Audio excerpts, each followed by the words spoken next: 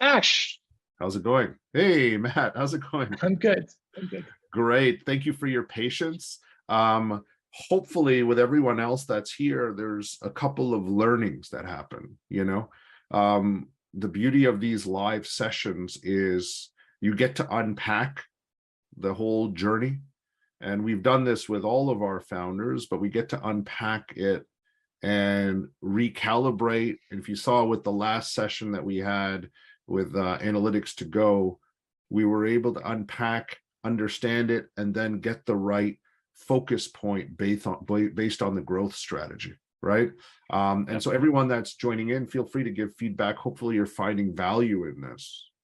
But as you watch somebody else's pitch back, and all these components, you can also use some of these points of references, the questions that might be asked online, as well as through myself, to help elevate, help rethink, and elevator pitches can always improve, right? And that's kind of the thought process we have. So Matt, we're going to kick off the session. I'm in an elevator. I'm going to introduce myself, okay? And I am going to, and you get to pitch your fantastic platform. Now, before we start, Matt, just so the audience knows, where are you calling from? I'm calling from Yerevan, Armenia.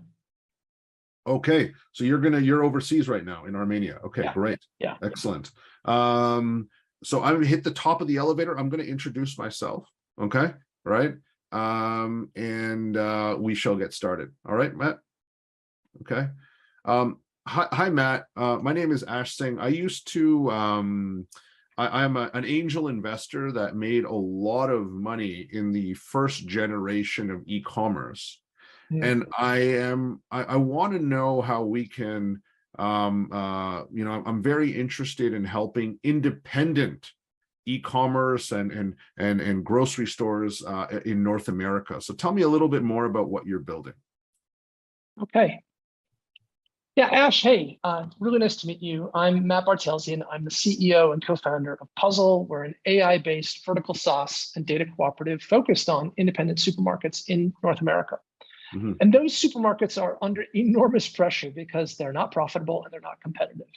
Essentially, the issue is their margins are too low and their prices are too high. And the reason for that is that no one understands their forward gross margins. Everyone only gets their margins, or the understanding of their margins, 6 weeks after the fact, which means that everybody is flying blind. Until now. Puzl's AI gives grocers a hyper-accurate understanding of exactly where their margins will be up to 12 weeks in advance, which gives them plenty of time both to course correct if there's an issue, but also understand how hyper-aggressive pricing will impact their margins across the company. The average grocer that's using Puzl today has doubled their profitability with just their first product, with just our first product. And that's tremendous. We are also building out a data cooperative, which means we anonymize and aggregate everybody's data into one massive data pool so that over time, as we get more stores, we'll give everybody AI that's as good or better than anything that Walmart can field. We're raising 4 million, and I'd love to continue the conversation. Interesting. Powerful. Thank you, Matt. Thank you for that.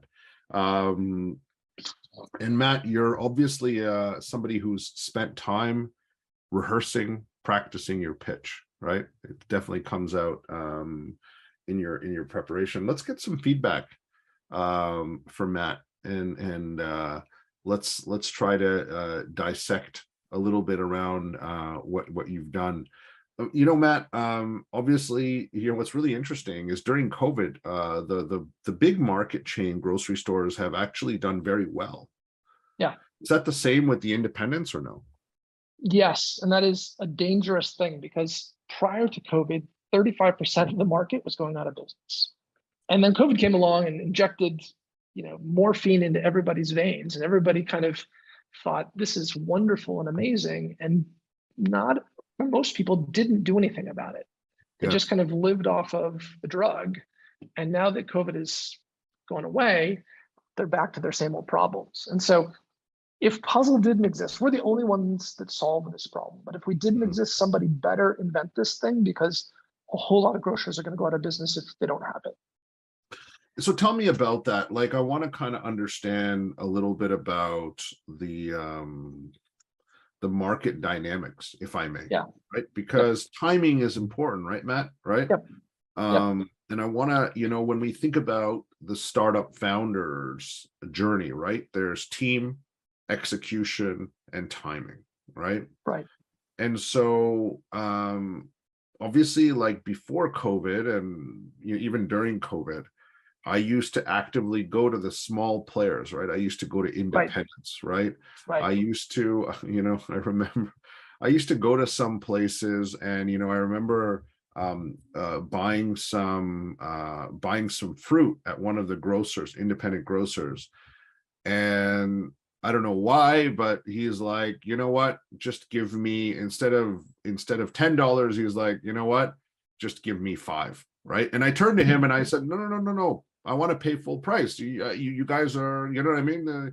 I know it's tough, right? And so during COVID, I was like actively not negotiating with people, right? Even for small things. Do you know what I mean? Yeah, Like right. I got a new iPhone the other day, and I had to get a case, and I think it was $25, and I handed him a 10 and a $20 bill, and he just took the 20, and he said, "Don't worry about it." I'm like, no, take the money.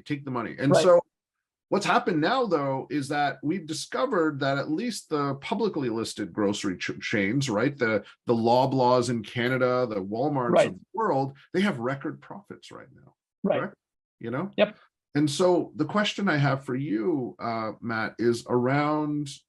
My question for you is around the current state of the grocer, the independent grocer, and when do you think this, because the prices are still pretty high, right? They've been riding this inflation wave, and food costs are up, like, correct me if I'm wrong, Matt, as high as 30%, 30 to 40%, Yep. So it's been kind of a jackpot win, right?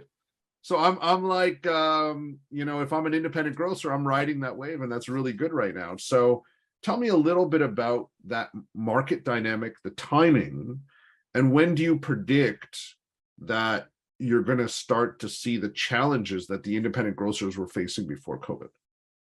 So they already are seeing those challenges, but let me just speak to the broader context here. So yeah, inflation is a huge issue. As we've heard from Mike, supply chain is a huge issue. Grocers that we work with are still only getting about 65% what they order.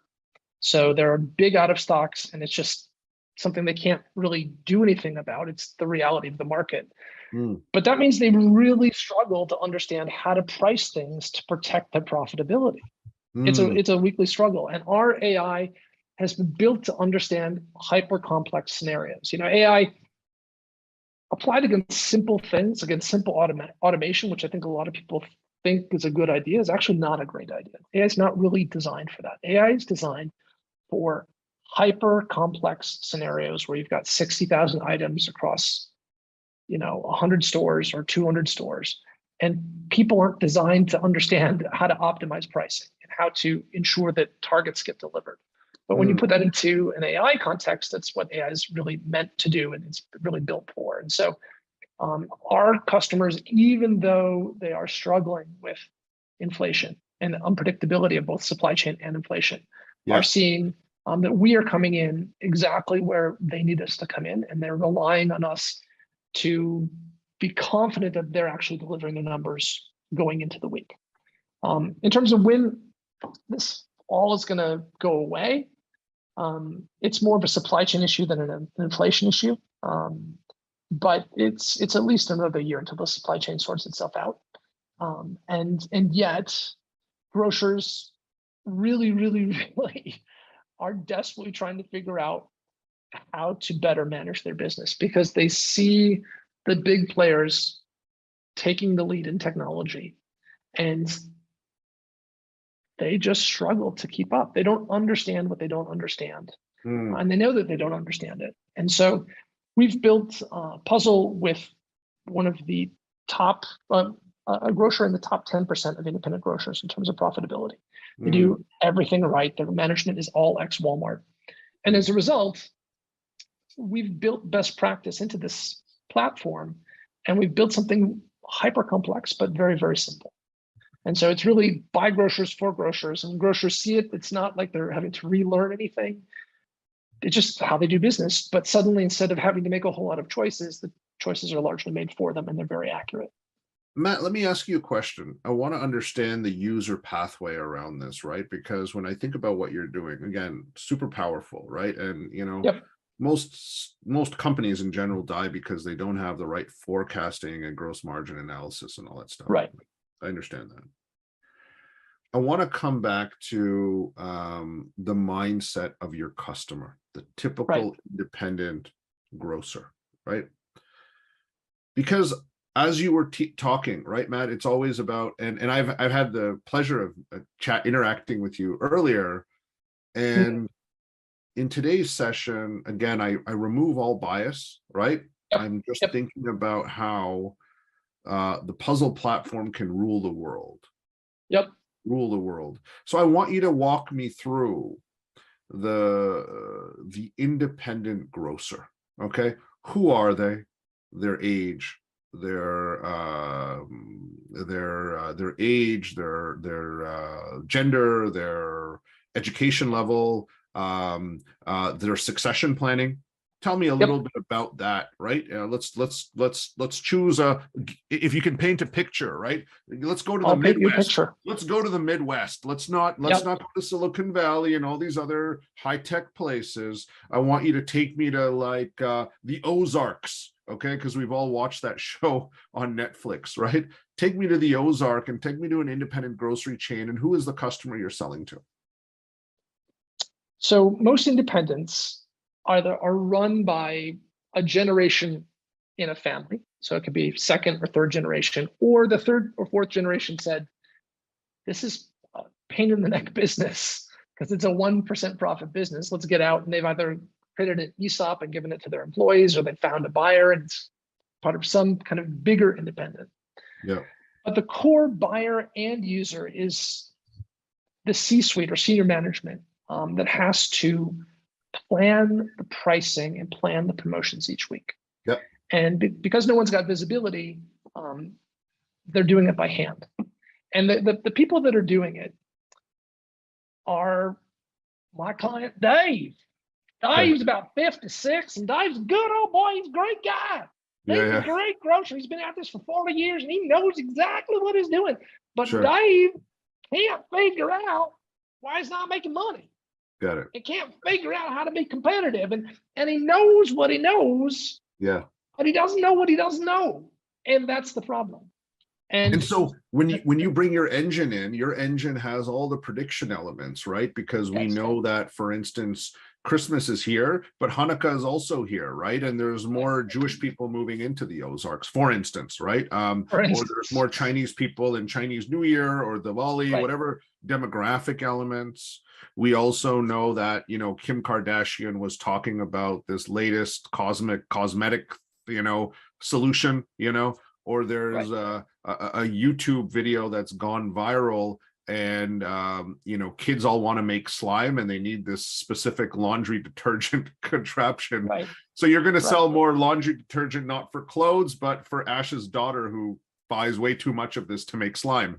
But do you know what I mean? So you have the engine to make that prediction, and you're able to forecast it as well as do it in real time on the day.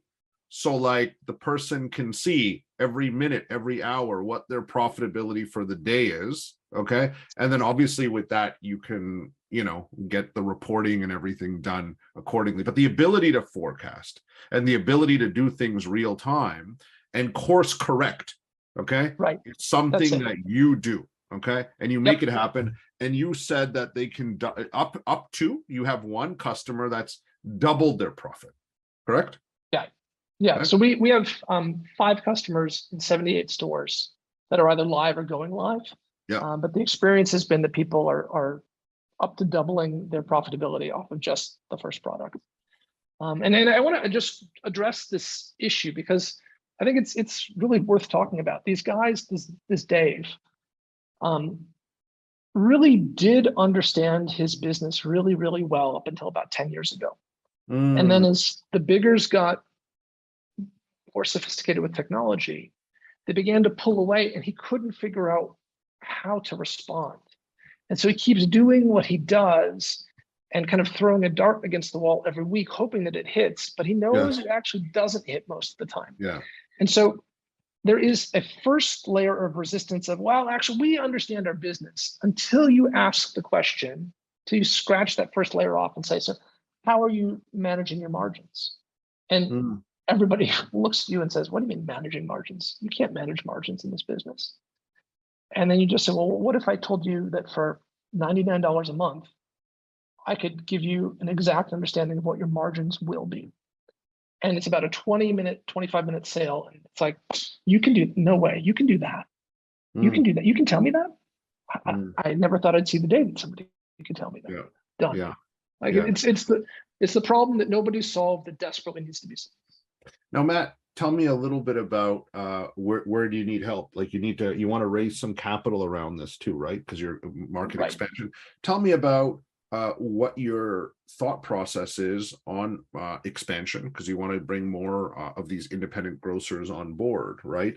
Because there's this data cooperative, and the data cooperative for me also means that you can do bulk buying as well, right? All kinds of things, yeah. Right. But you didn't talk about the bulk buying, but that's okay. I thought that was like, you get all these people together. I got a minute. I'm like, I need to be friends with Matt, because once he sets this up, I want to buy milk from him, because milk prices have gone up a lot. But so there's the cooperative that you bring together, which brings information in terms of data, as well as purchasing power, marketing power. Correct. Right. You know what I mean? When you're buying ads, you can buy ads, all of these elements, right? That's what a cooperative does. That's right. My question for you, Matt, if I may, okay? I want to know, I want to maybe make a recommendation, but I want to know exactly what your current process has been.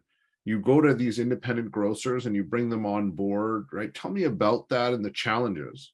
And then tell me how much capital you need based on what you've talked about. I want to understand the customer acquisition journey, because now it's a growth play, right, Matt? You got the system done, right? This is beautiful, right? I love Mike and the rest of everyone has their product done. I love this, right? This is where growth capital. Do you know what I mean? Right. Right. I don't know, Christine, if my audio is working, right? Christine, I just want to double check and see if I can get the right audio for this. Okay, tell me if this works, right? Growth capital, right? Is we can hear your voice, Ash, but there's no filter. There's no filter yet. I gotta get my filter going, right? My filter hasn't been working, but I do have a demon audio filter I've been working on, but it's growth capital, right? I love that because, but you got to have the right form. So tell me about this, right? And Christine, I'll work on my filters next time, okay? And I'll be able to inject it in. But Matt, tell me about this, please. Tell me about, please tell me about what your approach has been, what you've learned, why $99. Tell me a little bit about this. Go ahead. Okay. So the approach to date has been largely through word of mouth and or contacts that we've gone out and found. We know that's not sustainable, so we've actually built the whole structure, the sales and marketing structure. It's ready to go. The thing that keeps us up at night, the thing that kind of makes me terribly nervous about this business, is that everybody wants what we have.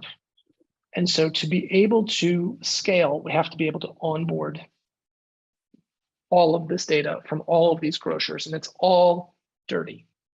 And so we've developed the process. We've been through this now a bunch of times. We understand what we understand about how to onboard data. We're getting faster and faster at it, but it takes a team. And so if my sales team has said, we know you can't deliver yet, so we're going to be very, very slow about how we push you, because we don't want to get out over our skis. And so really the business critical issue is building out a onboarding team that is capable of onboarding. So for perspective, Walmart is in the top 3 and not in the top 3 or 2. So they're in the top 3, that's all I can say, of data inside of Microsoft Azure. It's that big. So we're talking about scads of data here. Mhm. And that's thrilling, and once we get it cleaned and put into our next gen data model, we've created a unified next gen data model that's going to run the whole business moving forward. But it just takes onboarding. That's step one. Step two is building out that sales and marketing team. We envision Puzl as being like HubSpot of about 12 years ago, where, hey, everybody, are you doing B2B marketing? There is a new way to do B2B marketing called inbound. And this is how you do it. And this is some tips and tools. And here's who and why and what. And here's some results. And by the way, if you want to do it, here's all the training that you need. And if you want to do it, the only place you can really go to get it is HubSpot. And it was just super easy and friendly. And we're asking these 40, 50-year-old grocers to make a major change because everybody thinks now about process and revenue. And we want people to think about profitability. So everything that we do is focused around how to be more profitable. Every product we release is about how to be more profitable. And that's a new way of thinking. The process of what they're doing is the same, but the way that they think about their business needs to change. And we want to make that very, very easy to happen. And then we have a pipeline of 26 or so products just within the SaaS itself. And that you asked about the $99. We charge $99 a month per store, which we know is crazy low, because we don't want anybody to say no, because what we want is their data. And because of our pipeline, which we think we can release about one product every quarter, each at $99 a month per store, we're going to very quickly get to $2,000, $2,500 per month per store per subscription, all of which is profit additive to their bottom line. So it's an easy sale as long as you keep the nibbles not difficult to say yes to. And then once we've got that data, then as you alluded to earlier, there's all kinds of exponential network effects down the road. The easiest of which is by the time we get to about 4,000, 4,500 stores inside of Puzl, we will have more stores than the largest wholesaler. And we can then aggregate that power, become a virtual wholesaler, but with a twist and a key twist. It's a market killing twist, actually, the wholesale market killing twist, where we just say to everybody, well, because we've got your data, we understand at this cost and at that price, how quickly you're going to sell everything. And instead of you having to buy anything from us, we will de-risk your entire business. And you only pay us on scan out. Matt, I have an idea for you. Okay. But I need I know you've spent a lot of time on this startup. Okay.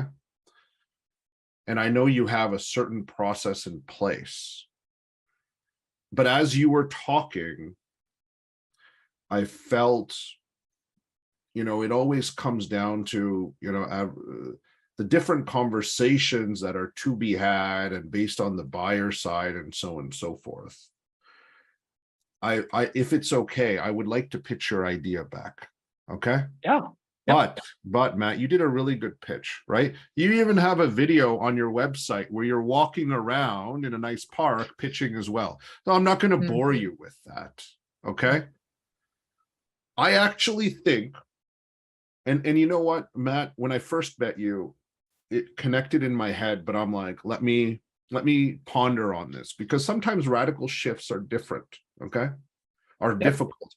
And as I'm listening to you talk right now, Matt, it's obvious to me that there might be a shift in terms of how you enter your growth phase of your business, right? Okay. So if I may, I would like to pitch your idea back to you, but I'm going to change the scenario a little bit, if I may. Okay. Yep. Instead of me pitching an investor, I want to tell you who you are. Okay. You are a decision maker at one of the top private equity firms. Okay. Right. Apollo, Blackstone, Carlyle, or KKR. Okay. You can choose. Okay. For everyone else that might not know these institutions, these are the big guys that have hundreds of billions of dollars and they go and acquire businesses and have all that fun stuff happening, right? Right. And so, Matt, I want to pitch you around this. Okay. I'm going to switch the business model too. Okay. Don't take it personally, but it's just how I would go to the market. Okay. Yep. Because have you decided which private equity firm you're going to be a part of? Blackstone, KKR, which one do you want? Which one? I'll take BlackRock. BlackRock? Okay, BlackRock. Okay, Yeah. you got that. Now, you're going to introduce yourself, okay? Now, because again, and I apologize, usually I need to do this in 60 seconds, but I'm going to need around 90 seconds on this pitch, but I'm going to tweak it a little bit, okay? Right? And then I'll explain why after the pitch is done, if that's okay. I want to have an element of surprise for you. We need to have some entertainment value. People have been sitting around listening to us, and isn't it fun when you can completely shift focus a little bit? So if I may, sir, Matt, you will introduce yourself, okay? You can be anyone you want at BlackRock or Blackstone, and I will begin my pitch. All right, go ahead. Ash, really nice to meet you. I'm Matt Bartelsian. I'm CEO of BlackRock. And why are you here? Some guy in Singapore introduced us, but yes. I'm not sure why you're here. Tell me. Thank you very much, sir. Allow me to first introduce myself. My name is Ash Singh, and I am one of the founders of Puzl. Now, you know how markets play, and you know over the last couple of years during COVID, grocery stores have made a ton of money. But before COVID, a lot of the independent grocers were having a real tough time. They've been able to take this wind and survive, but their ability to take advantage of technology and forecasting and gross margin analysis was the fundamental reason why they were not working and failing. And so over the last 5 years, we've actually created a solution that actually helps independent grocers get the information, get their prediction engines, real-time gross margin assessment, and all the other elements. And we've built this with former, Walmart people, right?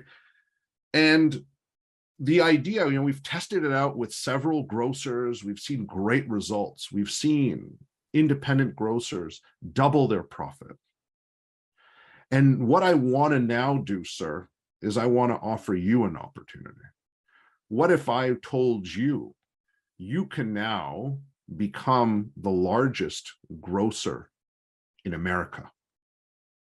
And so the idea for us, we have the system, the process, the know-how to implement our intelligence engine to create this valuable intelligent resource to drive profits in every independent grocery store. We also have the ability to take all of those grocery stores and create a cooperative for the advantage of a buyer's cooperative, a marketing cooperative, and a data cooperative.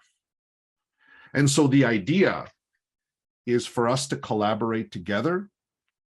And what we do is we go to every independent grocery chain and we acquire 10% of their business at whatever they want, because we know we're going to double their profit, okay? We go in as an investor, and I need your capital to support to make this happen. We make a small investment, okay? And we become a partner in their business, the intelligence data partner that's going to drive profitability.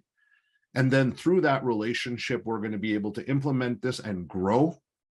For succession challenges, if they want to sell the rest of it to us, we can take it over and we can inject the next generation, fully trained AI, financially focused grocery store manager, okay? And in the end of the day, you will have a bigger platform than even Walmart. We think that this is a multi-billion-dollar opportunity. I've invested the last 10 years of my life building all these elements together. I'd love to show you how we've been able to get the numbers right and double profitability with one of our sample grocers. And my hope is that you can come and finance this activation for us to work together and create the largest cooperative of grocery chains in North America. Thank you. That's awesome. That's awesome. What do you think, Matt? No, I think, look, I've been working with Paul, and Paul, as you know from the email yesterday, Paul's amazing. And yeah. The play here in terms of cross aggregation, yes, supply chain side, then even down towards the in the direction of consumer services. So imagine, the largest supplier of solar power in the US is Walmart. Yeah. Well, imagine in a new economy where you build out solar in all these supermarkets, plus Sure. in their parking lots. That's your cooperative. And then you put Yeah.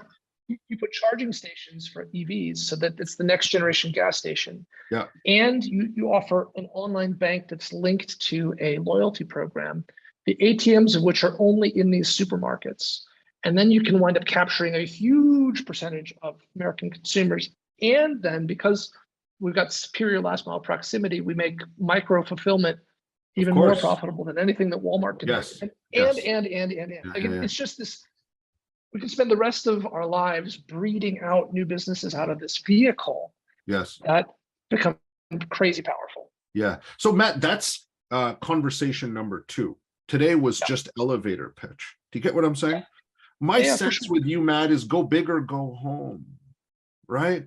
Why don't you own 5%, 10%? You go in to that independent grocer and say, listen, your son ain't going to take this over. What do you want? I want to be your partner. Let me write you a check right now. Okay. Write the check. You put a $500,000 in his pocket right now. Here you go. And all we want to do is just help you with your prediction components. Okay. And be a part of this journey. Okay. Obviously there might be a service fee and all the other stuff around that, but that's secondary. That's super cool. That's super cool. But what happens is you are a private equity play, Matt. That's what you are, right? And you need to have like a lot of capital just to deploy, and then you build your dynamic knowledge. Again, I'm using the term knowledge network orchestration, which is popularized by Mr. Paul William Bradley, so I want to acknowledge him. But that's what you're doing. But you own a little bit of it, right, Matt? Yeah. You know? Yeah. And that consolidation, Matt, is not new. The Carlyle Group, the Blackstone, the BlackRock, they're all in that mode, dental clinics, medical facilities, blah, blah, blah. It's all there. And you drive that wave, but you should raise $100 million, Matt. 100 million, right? To go for your first acquisition, right? And you know the data. You would actually know if I went to you and I said, hey, here's $100 million. I want you to acquire 5 to 10% stakes in 20 independent grocers. You would know where to go. You would know the first 20, correct? Right? Absolutely. And then you would make that 2x profit happen. And then you go back to Mr. Carlyle and say, hey, sir, I got it. Let's go more, right? Now give me the next 50. Right. But you got to raise a lot of capital and then, you know what I mean? Scale like that. Does that make sense? I totally get it. Totally get it. That is it feels like a midterm play to me, because to negotiate that, it's going to take a few more case studies under the bridge, and it's going to take 12 months of conversations to get there. Do you think so? Do you think so, Matt? Matt, do you think it's that much? Our problem, Ash, is that our MRR sucks. Okay. Right? Intentionally. Like we charge $99 a month per store. Yeah. It's not about the MRR. And if people focus on MRR, they're totally missing what this thing is about.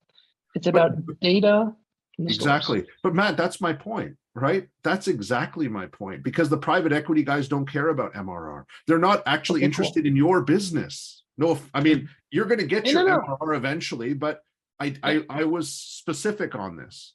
Your job is, you are the magic genie that's going to go and snap your fingers, and within 6 months or however long it takes, you're going to be able to 2x revenue in this, that's what they're interested in, because the valuation of what they're coming in for. What does a private equity firm want to do? They want to go in, and if you buy a company and you take 10% of it, and within 6 months, the profitability is doubled, what does that mean for their value? Right? They're not worried about MRR, Matt. That was intentional, because I don't want that to be a holding point for you. It's the vision on what you're doing, Matt. Absolutely. Right. I know PE has the money, or I know, private families have the money, and they absolutely that do. Is the play. And you can sell it, Matt. I'm telling you, okay? Right? Cool. If bums like me can get support from family offices, right? And private equity, you definitely can. right? Part of what you want to be able to do is just map out and look at some of the dynamics, because all the private equity firms have given money for acquisition targets around, I mentioned dental and healthcare and radiology clinics and all this other components. There is a method to it. But at the end of the day, you do it, you acquire the asset, okay? You improve it, right? Hopefully you don't fire people, right? Let's try not to be like the bad guys, corporate raiders there to fleece. Let's not do that, because I don't want to do that. I love my grocer and I love the people that talk to me at the grocery store. They're my friends, but that's a different conversation. But that's what you are, Matt, right? Yeah. You are on that super trajectory. Okay, Matt, that's what you're doing, the super trajectory, and you need to have the capitalization to go. And it should be, we're going to take a small stake, okay, right, at a fair valuation, and you're going to start moving that, right, and be in a position where you have a stake in 100 grocery stores within the next 18 to 24 months, right? Yeah. And they can help you on the valuation and all the other components. That's what they're good at. Then what you need to do is you need to have that training methodology and build out the smart MBAs, elite MBA student that wants to come in, right? And spend a year making their, what I mean? It's like a beautiful internship, right? You can spend a year and go to the Ozarks, right? Drive a boat and fix the grocery store and have some fun along the way, right? There's fun around that. But Matt, that's what I see with you. Yeah, no. Ash, you're right. You're right. Right. Let's scale this, Matt. Right. And you have Mr. Paul William Bradley, who is as a mentor as well. Let's make sure we get all these pieces firing, right? And let's angle it this way. There's enough context between all of us to get a couple of conversations, okay? With the private equity people to warm it up. But my goal around this, as you were talking, I'm like, Puzl is $1 billion company, okay? It's obvious to me. Okay. Yeah. But sometimes it's just a simple inflection that we need to kind of move and get going. All right. Does that make sense, Matt? Sounds good. I'm running out of battery, which is why I'm no problem. We're going to jump. Matt, always a pleasure. Thank you, Ash. Thank you. Hopefully you found value in our interaction and our conversation. And look forward to the next phase of the Hyper Accelerator. All right. Thank you very much. Awesome.